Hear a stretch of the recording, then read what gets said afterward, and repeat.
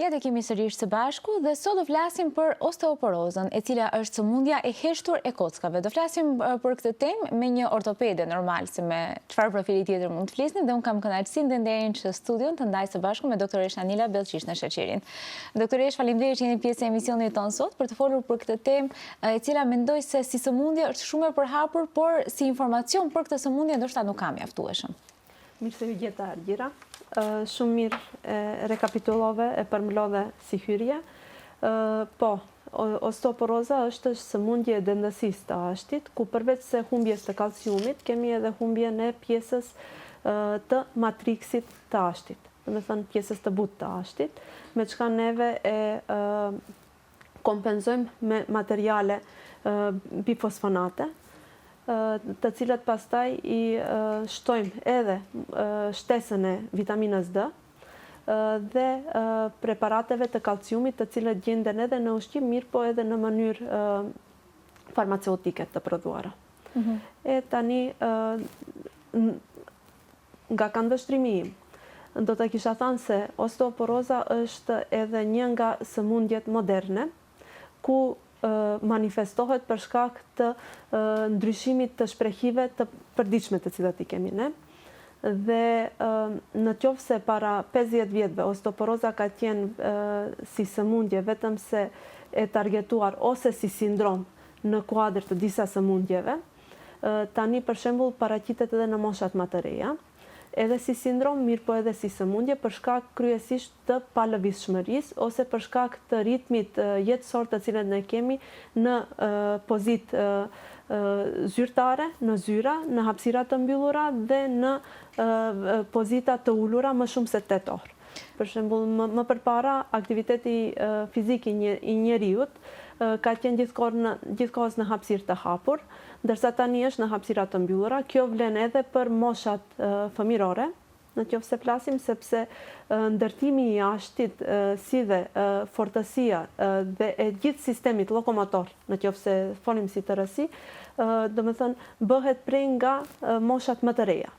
Deri në 30 vjetë, ashti, në qoftë se kemi ndërtimin dhe shpërbërjen e ashtit, deri në 30 vjetë dominon ndërtimi i ashtit. Mirë, po pastaj prej në 30 deri në 40 vjetë ose deri në 35 vjetë kemi një periudhë ku e thomi neve si një periudhë e heshtjes, ku kemi balans të barabartë ndërmjet ndërtimit dhe shpërbërjes, dhe pastaj prej në moshën 40 vjeçare deri në moshën madhore, kemi dominon shpërbërja e ashtrit është më e shpesh se sa kompenzimi në ndërtimin e atij ashti. Ju përmblodhët me këto çfarë sapo thatë, përmblodhët në përgjithësi se çfarë është osteoporoza dhe më vjen mirë që e bëm një kështu generalizim për këtë sëmundje, por do doja që të ndaleshim në secilën pjesë veç e veç. Më bëri përshtypje ajo që thatë se më përpara është njohur vetëm si sindrom i një sëmundje tjetër. Pra, sikur ka qenë pjesë e një sëmundje tjetër, ndërsa sot është jo vetëm që llogaritje, por me të vërtetë është një sëmundje në vete. Pse mendoni se ka ndodhur kjo? Edhe më përpara ka qenë sëmundje, mirë po zakonisht është vërtetuar në bazë në ndonjë frakture, do me thënë pacienti ka shku për shkak thyerjes të ashtit të mjeku, ku edhe është diagnostifikuar se sëmundja paraprake është osteoporoza, ose zanafilla, shkaku i asaj frakture është osteoporoza. Mirë po tani për shkak të ndryshimeve edhe në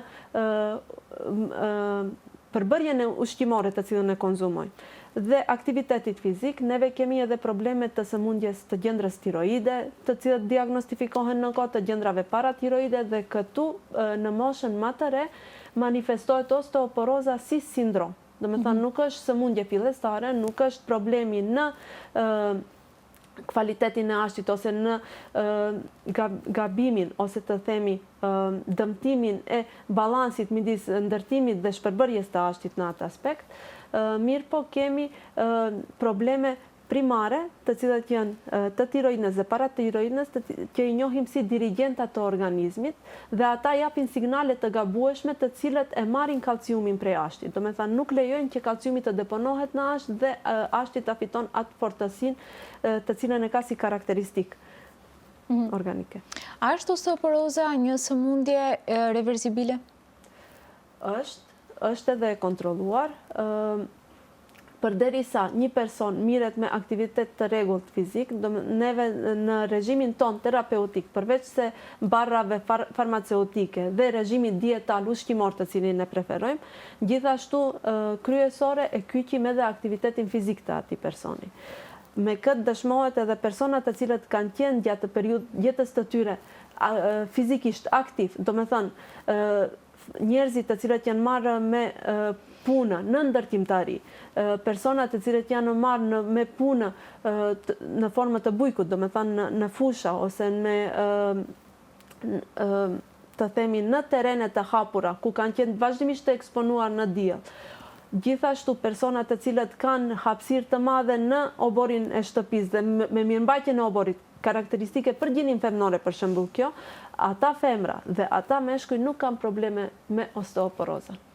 Kështu që këtu vjen në shprehje dhe ajo. Pse do ta thomi këtë? Sepse qarkullimi i gjakut në atë pjesë të trupit për shkak aktivitetit fizik është në nivel të lartë dhe ajo e mundëson deponimin edhe oksigjenit, edhe largimin e metaboliteve prej organizmit, edhe deponimin e kalciumit, si dhe mikroelementeve tjera të cilët marrin pjesë në ndërtimin e ashtit dhe pjesë dhe matriksit të ashtit, të ketë furnizim të rregullt, me çka edhe të mbahet baraspesha e ashtit në një kontinuitet të vazhdueshëm.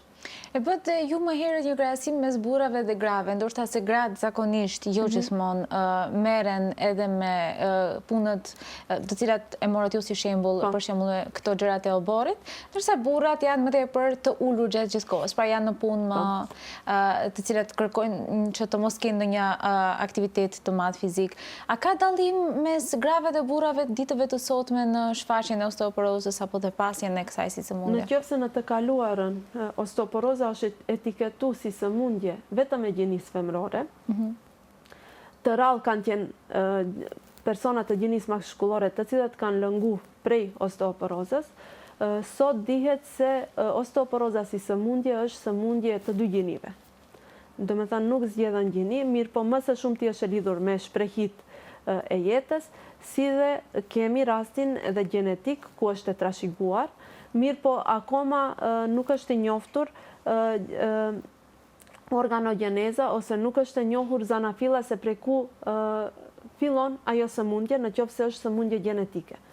Ndërsa neve tani për shembull më së shumti e dim si osteoporozë sekondare dhe osteoporoza postmenopauzale te gratë karakteristike që është si osteoporozë sekondare. Osteoporozë tjetër sekondare është osteoporoza metabolitike, të cilën e përmendëm te sëmundja e gjendrës tiroide dhe adenomi i gjendrës paratiroide. Kjo është karakteristike mund të paraqitet prej në moshën 30 vjeç. Mund të paraqitet edhe në moshën 26 vjeçare. Kemi raste të gjinisë femrore ose maskullore në 26 vjet, ku kemi fraktur prej energjisë të ulët, do me thënë ngrehesh prej karikes dhe zrohesh në dysheme dhe e thesh kyçin e dorës ose kyçin e këmbës. Bylizikun e dorës ose kyçin e këmbës. Nga një rrëzim shumë i lehtë, shumë i thjeshtë. Do me thënë, i dallojmë neve frakturat të cilat janë me energji të madhe, ku marrin pjesë ndeshjet me automobil, dhe për shembull frakturat me energji të vogël, të cilat janë në distanca të shkurta,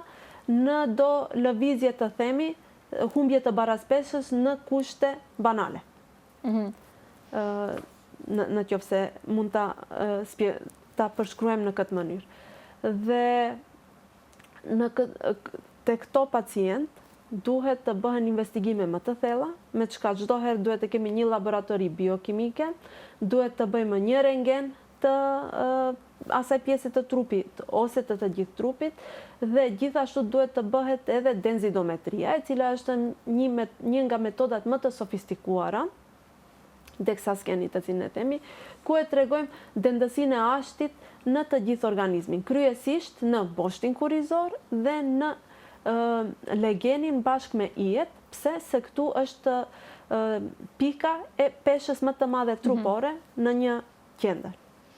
Do doja të ndalesha pak tek se si bëhet diagnostifikimi i osteoporozës. A mund të bëhet në qoftë se ka ndonjë shenjë ose duhet ta bëjë çdo kush që mendon se mund të jetë bartë si faktori gjenetik, ose dikush që shpesh lëndohet apo ka këto thyerje, dhe si bëhet ky si proces? A është diçka invazive, është një metodë që kryhet brenda ditës, cilat mund të jenë pasojat, për të sqaruar dhe për ata të cilët ndoshta i kanë këto dyshime, por që kanë frikë të shkojnë tek mjeku dhe ta bëjnë këto kontroll? Zakonisht pacientit nuk i shkon ndërmend se mund të jetë i sëmur nga osteoporoza. Kjo është një ndër indikacionet ose një ndër vërejtjet të cilët pacienti mund ta merr nga mjeku. Për çdo dhimbje e cila paraqitet në organizëm, zakonisht i kemi kryesisht simptomet neurologjike të cilat dominojnë, do me thënë një lumboishialgi, një spondiloz, një sindrom brachiocefalik, si thomi, ku kemi zënjen e mizave të duarve, mizave në këmbë, dhimbje gjatë lëvizjes, ose fillon me dhimbje të nyjeve, për shkak të jo lëvizshmërisë të mjaftueshme. Identifikimi i parë do të ishte bërë me një rentgen. Do me thënë doktori i cili e udhëzon që të bëhet një rentgen, do ta jep mendimin e parë se kemi osteoporozë. Pra mund të vërehet prej aty? Mund të dyshojmë për osteoporozë. Pastaj bëhen investigime më të thella, siç thash, duhet të vërehet në analizat biokimike niveli i vitaminës D, niveli i kalciumit të ionizuar, jo kalciumit të përgjithshëm në serum, po kalciumit të ionizuar, mikroelementeve tjera të cilat gjenden aty, mirë po edhe hormonet e gjendrës tiroide dhe parathormoni, i cili është hormoni i gjendrës paratiroide në këtë aspekt.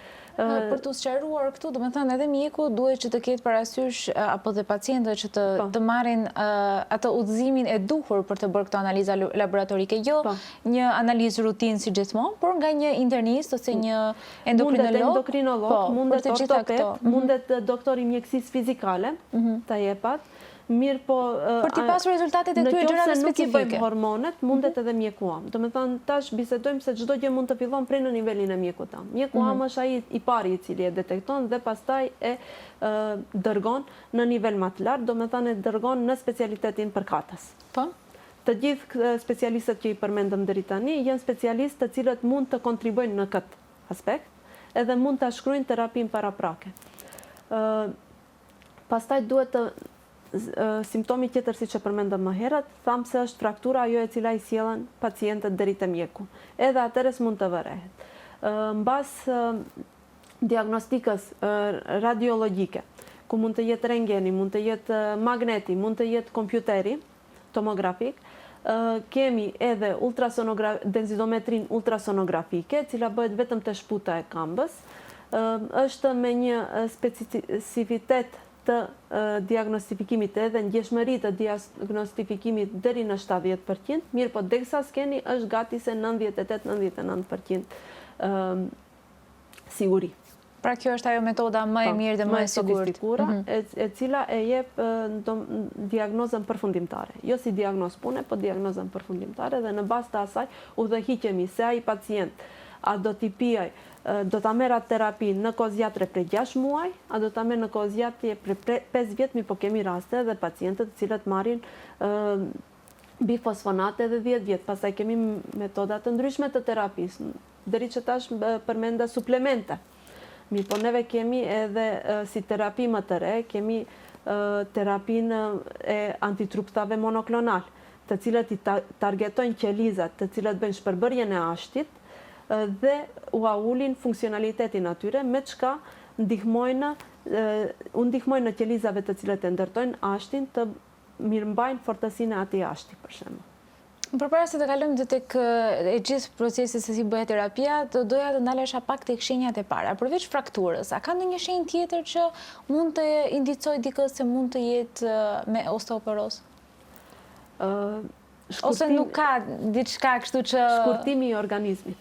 Një humbja e gjatësisë të ata persona. Po si mund të vërejnë ata në qoftë se ndodhë në moshë më të hershme, për shembull? Në moshë më të hershme nuk mund të ndodhë. Në moshë më të hershme simptomi i parë fatkeqësisht është fraktura. Fatkeqësisht. Por ama ta shohim në anën pozitive. Në moshën mbi 50 vjet, do të them, do me thënë dekada e 5, dekada e 6, VCMA flasim, të ata persona kemi për shkak të bashkimit të unazave të boshtit kurizor, kemi humbje të gjatësisë dhe mund të vërehet këtu. Pastaj, si që thash, sëmundjet të cilët neurologjike, të cilët bëjnë iradim ose përcjellje të dhimbjes në për ekstremitete. Edhe këtu me një rentgen të boshtit kurizor mund të vërehet, ose rentgen të ijeve. Pastaj kemi ndryshim në lëvizje, deformim nga aspekti klinik, se si e shohim pacientin, kemi ndryshim në fizionomin e atij pacienti, ose mund ta vërejmë familjarët. Po mund të mendojnë, hajtë se mund ta kem në një skolioz, kush rrin të merret tani, hajtë se mund të jetë një kifoz. Skolioza vërtetohet prej në fillim. Mirë, po edhe ta ajo skolioz, edhe ta ajo kifoz mundet osteoporoza të ketë ndikuar. Që të eksponohet në nivel pak më të madh.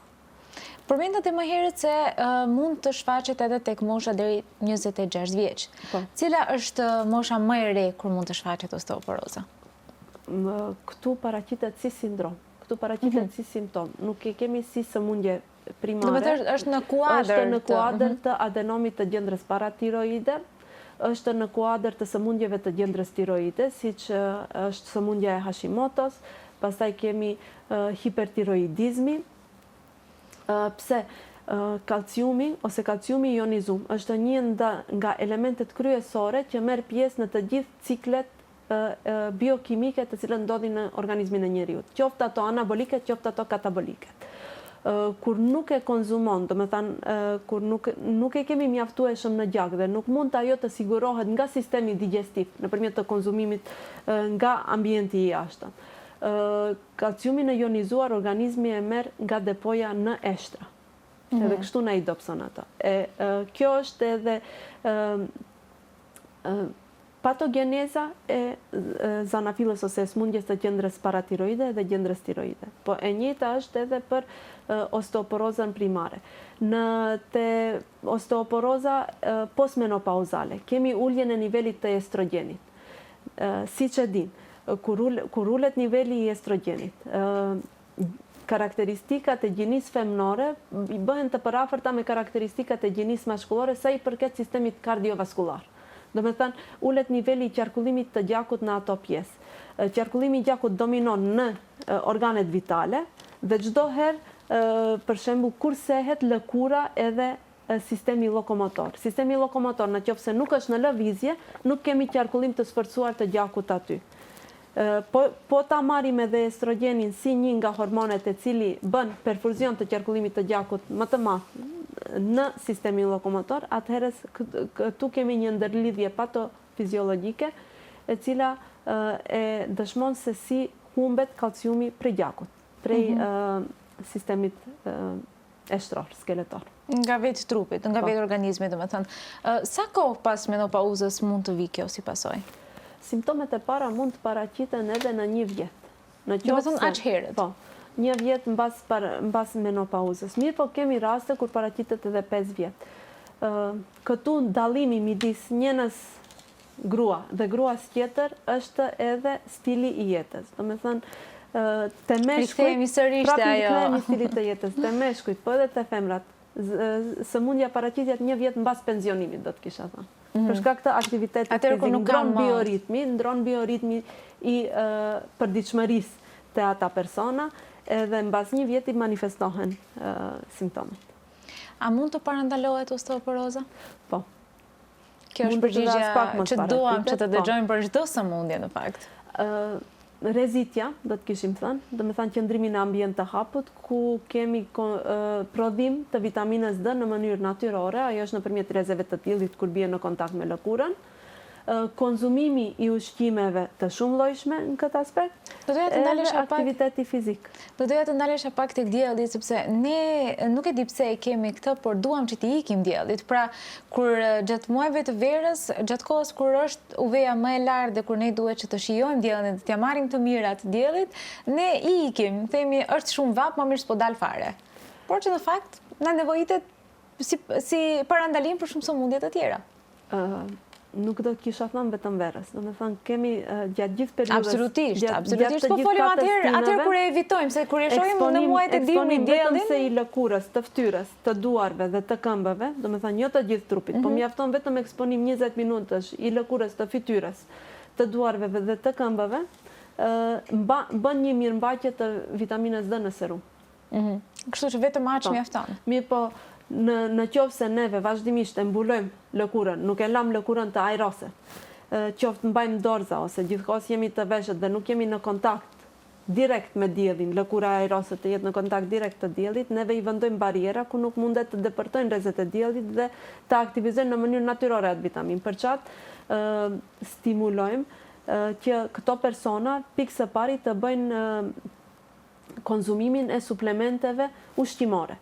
Do me thënë, nuk flasim për suplemente farmakologjike, flasim për konzumim të ushqimit nga kafshët, edhe vitamina D është hormon, themi hormon, mirë po edhe vitamin liposolubil, i tretun në yndyrë. Do me thënë, e kemi në të gjithë format e mishit, në sasi më të vogla të kafshët, mirë po në sasi shumë të mëdha në produktet e peshkut. Prandaj edhe preferohet të mirët vaj i peshkut. Prej në fëmiri, do me thënë në qoftë se nuk është konzumu peshku, atëherës është gjatë periudhës të dimrit, prej tetorit deri në prill, çdo na e kam preferu ta konzumojmë vajin e peshkut. E kemi edhe në produktet bimore, mirë po e kemi si vitamin D jo aktiv, këtu i kemi të gjithë format e vaj i ullirit, vaj lule diellit, mirë po në sasi shumë më të vogla dhe këtu prap kemi nevojë për rrezet e diellit, në kontakt me lëkurën që të mundet ajo formë jo aktive e vitaminës D të kalon në formë aktive të vitaminës D, që direkt të mund të deponon kalciumin në ashtë.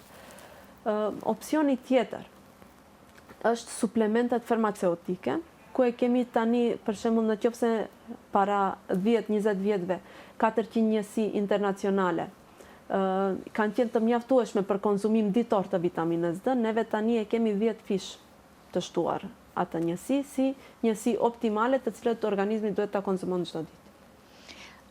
Kam dëgjuar se, sidomos kur vjen puna tek mishi i kafshëve, do veçoja edhe kockat e kafshëve, se ajo pjesa brenda që është domethënë, nuk më kujtohet tani se si quhet, është shumë e shëndetshme pikërisht për osteoporoz. Madje rekomandohet që të merret edhe tek moshat shumë më të reja, duke thënë ndoshta nga fëmijët apo adoleshentët që normalisht gjatë periudhës së pubertetit harxojnë edhe më tepër energji dhe kalori, dhe duke vazhduar pastaj deri tek moshat e treta. Si qëndron puna? Flasim për gelatinën e ashtit.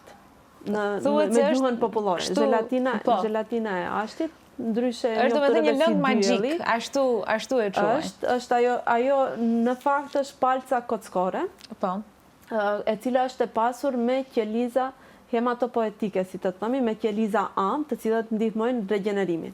Mirë po këto janë qeliza am të kafshën këtë aspekt të vetësema të specializuara për int kërcor, do të kisha thënë. Dhe po, preferohet të konzumohet, nuk ndikon vetëm se të ashti, po ndikon në të gjithë strukturat edhe përreth ashtit, ku i kemi ligamentet, ku i kemi shtresat sipërfaqësore të ashtit, se zakonisht kur flasim për ashtin ne mendojmë vetëm se periostin, mirë po nuk e mendojmë edhe atë shtresën kartilaginoze, si dhe ndihmon në përforcimin e nyjes si nyje dhe të gjithë elementeve primare dhe sekundare brenda nyjes, do me thënë kapsula nyjetore, membrana fibroze, membrana sinoviale, si edhe diskuset të cilat janë nyjetore.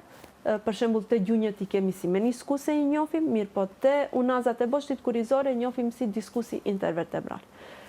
Nuk është do me thënë me çdo të konsumohet mishi me kocë, si që themi, mirë po ndonjëherë mjafton se dikush nuk mundet edhe ta lukthi dikujt, nuk mundet edhe ta tretën ose ta përballon një konzumim të atill. Në atë rast preferohet edhe supa nga ai mish. Do me thënë edhe supa si produkt ku është zia i mishit, po në mënyrë më klasike ta shpjegojmë, është i pasur me materie të cilat ndihmojnë në ndërtimin e ashtit ose në përforcimin e ashtit. Dhe sidomos këto ushqimet e tilla apo suplementet e tilla janë të nevojshme kur bëhet fjalë tek nyje, duke qenë se ne gjithkohës, pavarësisht moshës, të gjithë ankohemi si kemi dhimbje nyjesh. dhe kjo është po ashtu e lidhur normalisht me kockat. A është ndoshta dhe dhimbja e nyjeve një shenjë për osteoporozën ose nuk lidhet direkt? Mund të jetë ndoshta. Mund të jetë. Mund të jetë. Zakonisht ata persona vinë me dhimbje në nyjet ku mbisundon pesha. Do të thënë nyjet e kukave, nyjet e zogut të këmbës dhe të gjunjeve, kryesisht të gjunjeve. Dhe atëherës na shkon, do të thënë me dhimbje të shpinës dhe dhimbje pacienti i cili na vjen në moshë mbi 50 vjet me dhimbje në gjujë dhe dhimbje në nyje dhe shohim se përapërsisht gjuni nuk i ka hub konturat e veta, mirë po të themi se ashti në atë pjesë është të zhveshur. Më thënë, disa prej strukturave të cilat në ndonjë rentgen normal do të na ishin të kishin qenë të dukshme, këtu duket sikur se i ka hëngër molza, ose duken të deformuara, ose kanë marrë ndonjë formë e cila është atipike për atë pjesë të trupit. Atëherës automatikisht neve na çon të dyshojmë ose ta bëjmë një investigim shtesë i cili do të na drejton, kemi osteoporozë ose nuk kemi osteoporozë. Osteoporoza në këtë aspekt si osteopeni mund të jetë lokale, mirë po kur flasim për osteoporozë, çdo herë nënkuptojmë osteoporozën e generalizuar. Mund të na ndodhen edhe mbas operacioneve.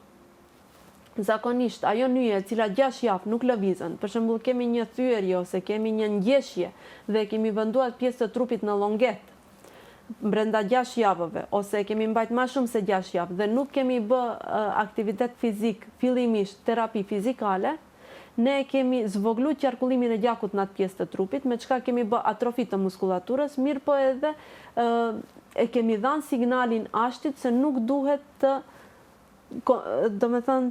bëj aktivitet fizik dhe të mbaj konzistencën çka e ka, me çka edhe humbën nga kvaliteti i vet. Jo nga sasia, po kryesisht zanafilla e osteoporozës si osteopeni në fillim është humbja e kvalitetit të ashtit, jo e kuantitetit të ashtit. Kur zbutet ashti, pastaj fillojmë neve të humbim edhe në kuantitet, në gjatësi të ashtit. Fillimisht kemi humbje vetëm se të kalciumit. Çfarë duhet bërë në këto raste? Pra, pas një thyerje, vendosim një llonget, mbahet një periudhë të caktuar. Mbahet llongeta, edhe traumatologët, edhe doktorët e mjekësisë fizikale, edhe ortopedët preferojnë ushqim të pasur me kalcium.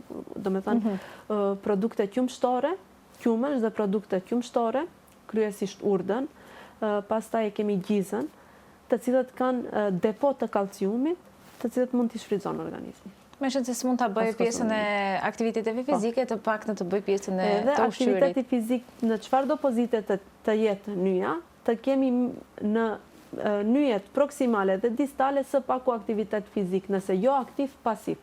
Këtu është qasja e fizioterapeutëve. Te fëmijët e vegjël, se për shembull ne kemi mungesën e vitaminës D dhe te fëmijët, që nuk manifestohet si osteoporozë, por manifestohet si rahit.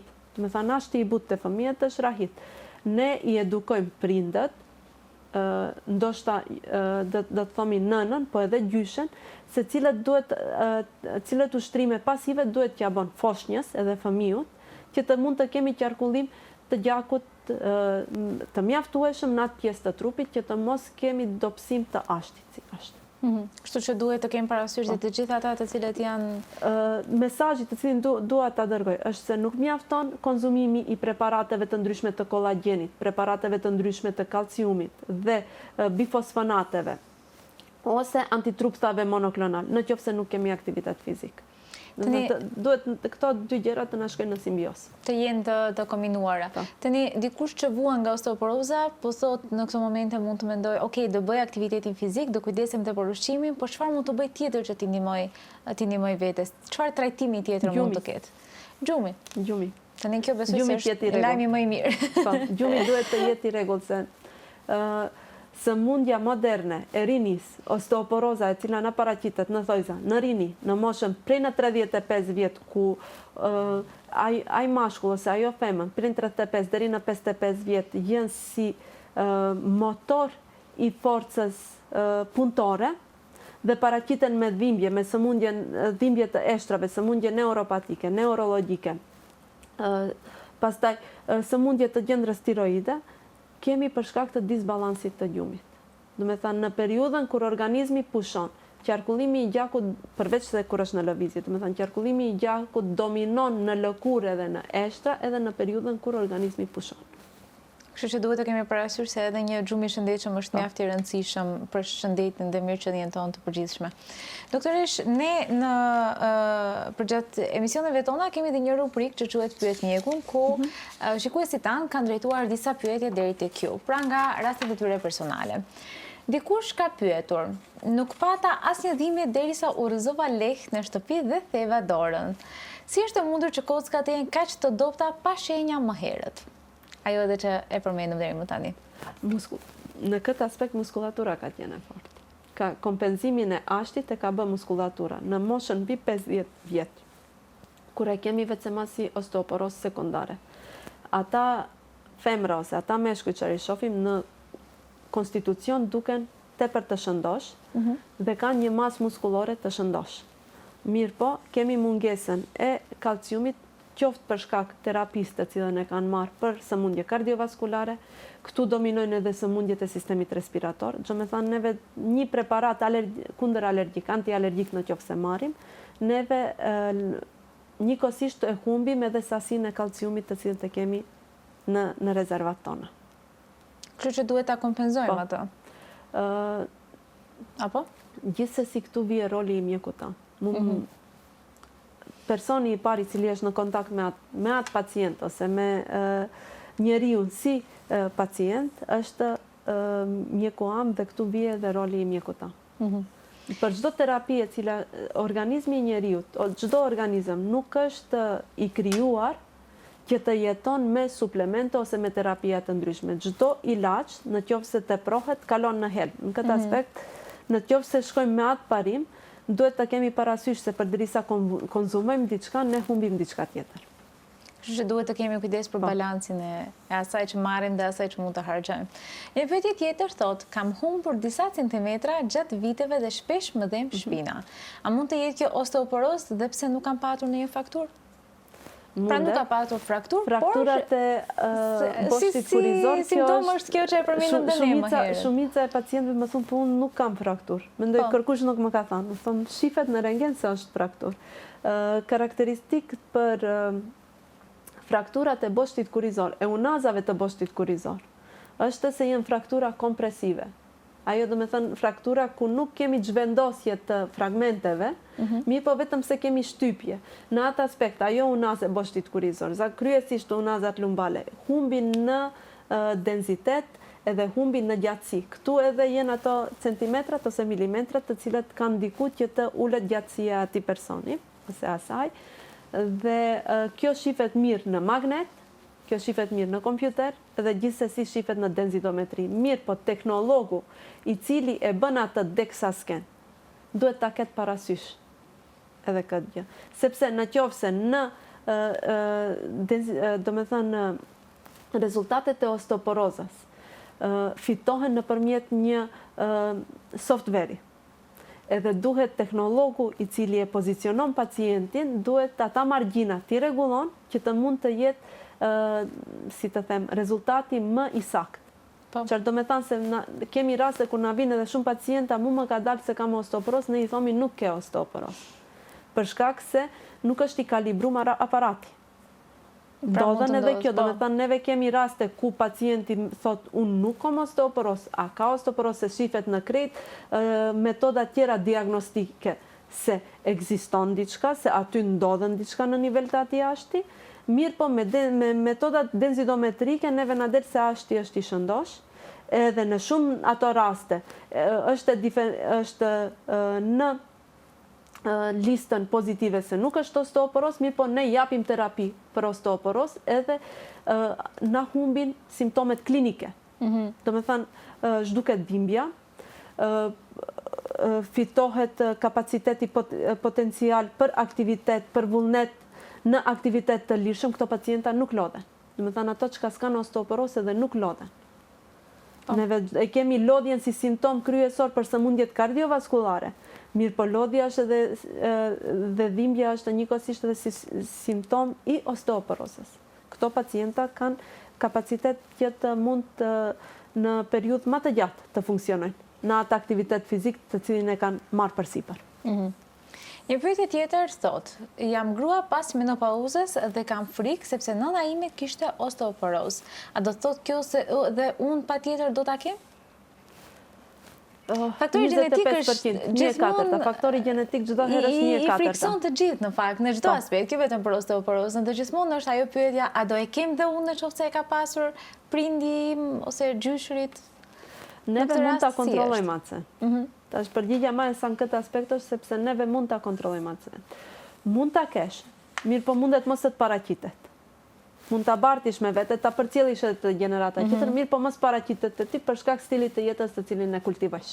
Kështu që këtë aspekt edhe duhani, edhe alkoholi, të gjithë të cilët e kompromitojnë qarkullimin e gjakut, ose me hypje të shtypjes të gjakut, me ndërritje të shtypjes të gjakut, ulje të shtypjes të gjakut në atë lokacion, bëjnë konkurrencë në lidhje në oksigjenit me hemoglobinin, edhe nivelin e oksigjenit në nivel të indeve, automatikisht ndikon në favorizimin e osteoporozës. Tash mos themi paraqitjen, mos themi nxitjen fillestare të osteoporozës, mi po favorizimin e osteoporozës. Por në qoftë se e ka ndërmend për të filluar, këto do e ndihmojnë që të fillojë si të fillojë më herët se sa te këto persona mund të fillon një dekadë më herët se sa te një person tjetër. Dhe është mirë që i përmendim sepse mund të jenë binak, për shembull, mund të flasim për tipa me të njëjtan gjene, mund të jenë binak, mund të jenë të njëjtës familje. Të brezit të parë, mirë po të dikush do paraqitet më herët, të dikush do paraqitet më vonë, ose të personi i tretë mundet as pak mos paraqitet. Po, dhe më vjen mirë që e përmendëm këtë aspekt, sepse shpeshherë janë gjëra të cilat ne i bëjmë në përditshmëri dhe i neglizhojmë që mund të jenë në fakt faktor për një sëmundje të caktuar. Një pyetje tjetër thot, mjeku më tha se kam osteopeni, jo osteoporozë. A është kjo fazë paralajmëruese dhe a mund të ndalet përkeqësimi? Po. Është fazë fillestare ku ashti fillon ta humbën kalciumin. Mjafton vetëm se me kompenzim dietal ushqimor edhe me kompenzim të kalciumit si suplement farmaceutik të kthehet në reverzibile. Këtu nuk kemi dëmtim, këtu nuk kemi humbje të dimenzioneve të ashtit. Do me thënë, nuk kemi humbje në cilësinë e ashtit. Kemi humbje në cilësi, nuk kemi humbje në sasi të ashtit. Kemi munges të kalciumit, mirë po forma, matësia, geometria e ashtit është akoma e ruajtur. Dhe me vetat se neve hypim furnizimin me kalcium të kontrolluar, do me thënë, me dojë mas çdo duhet në konsult me mjekun, ku në çdo 3 muaj ose 6 muaj kontrollohet kalciumi në gjakut. Absolutisht. Pra të mos merret si t'ju kujtohet. Si t'ju kujtohet pacientëve, edhe jo në konsultim me vetveten, jo se jo, po çdo duhet jetë në konsultim me mjekun, fillimisht. Nëse nuk mund mbrihet deri te specialisti, duhet një konsultim me mjekun. Doktorish, ne ju falenderojmë shumë për gjitha këto informacione dhe këto përgjigje. Për të folur për osteoporozën nuk do mjaftonte absolutisht vetëm një emision, por besoj se gjërat kryesore u sqaruan dhe besoj se edhe të gjithë shikuesit tanë tashmë kanë më tepër informacione rreth kësaj sëmundjeje. Faleminderit shumë që ishit pjesë e emisionit tonë sot, ishte kënaqësi. Faleminderit Ardira.